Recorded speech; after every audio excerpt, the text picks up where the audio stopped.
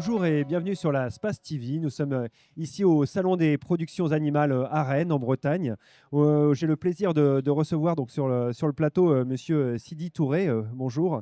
Vous êtes Bonjour, ministre en charge des ressources animales et halieutiques de la Côte d'Ivoire, c'est bien ça. Afrique de l'Ouest.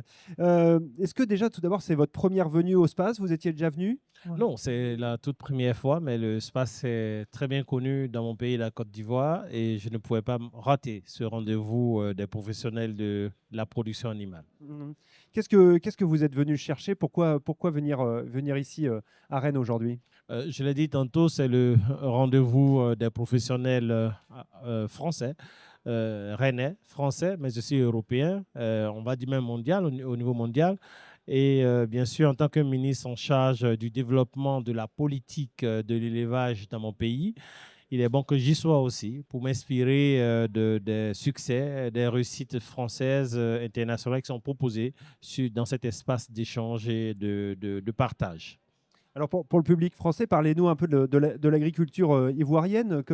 Quelles sont les filières qui se développent? Comment est-elle organisée, cet élevage ou cette aquaculture également en Côte d'Ivoire? Bon, effectivement, en Côte d'Ivoire, nous disposons de deux ministères. Le ministère de l'Agriculture, on va dire végétale, et le ministère de l'Agriculture animalière et halieutique. Et donc, je suis en charge de ce deuxième département. Et particulièrement notre pays, comme beaucoup de pays d'ailleurs, fait face à beaucoup de dépendance vis-à-vis de l'extérieur en protéines, en disponibilité de protéines animales. Et à cet effet, nous cherchons les leviers structurants qui devraient nous permettre d'assurer l'autonomie en matière de cette disponibilité. Donc, sur le chantier de la production animalière, ovine et bovine, nous produisons à peine 30% de ce que nous consommons. Sur le chantier halieutique, c'est à peine 15% de ce que nous consommons que nous produisons. Par contre, sur les chantiers avicoles, nous assurons relativement notre autonomie avec 90-95% de production, mais il y a encore une marge de progression parce que cette disponibilité est fondée sur la production végétale, pardon, je veux dire artisanale, sur la production artisanale. Nous cherchons à moderniser cette production artisanale.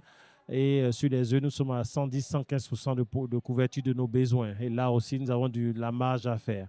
Donc, c'est tous les secteurs de la production animalière qui a besoin d'être reformés, transformés et investis avec des partenariats français, avec des partenariats internationaux pour nous permettre très vite d'atteindre ces niveaux d'objectifs que nous nous sommes fixés en Côte d'Ivoire. Le SPAS a développé aussi un département sur l'aquaculture. C'est quelque chose qui se développe en Côte d'Ivoire?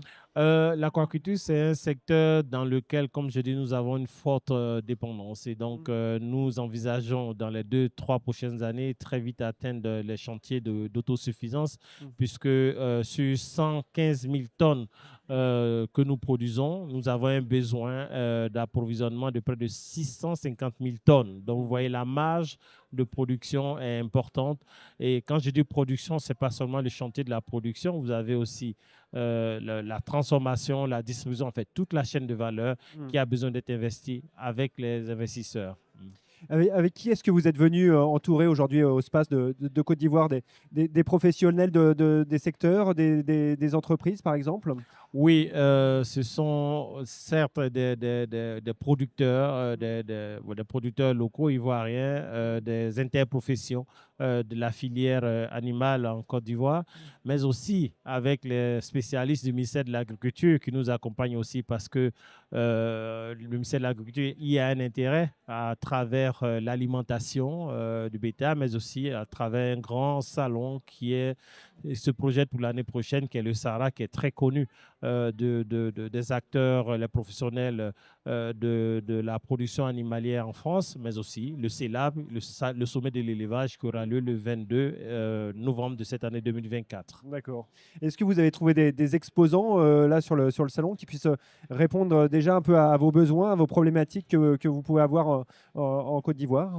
Oui, je disais, dans ma délégation, il y a des professionnels du secteur avicole qui sont venus rencontrer certains de leurs pairs ici. Il y a des partenariats qui se nouent au niveau porcin. Il y a aussi une venue annoncée de l'ICHIP à Abidjan dans le cadre du sommet de l'élevage, sans oublier aussi le secteur de la production ovine et bovine qui a été rencontré par les différents partenaires ivoiriens qui sont venus leur passer aussi des contrats à signer entre eux.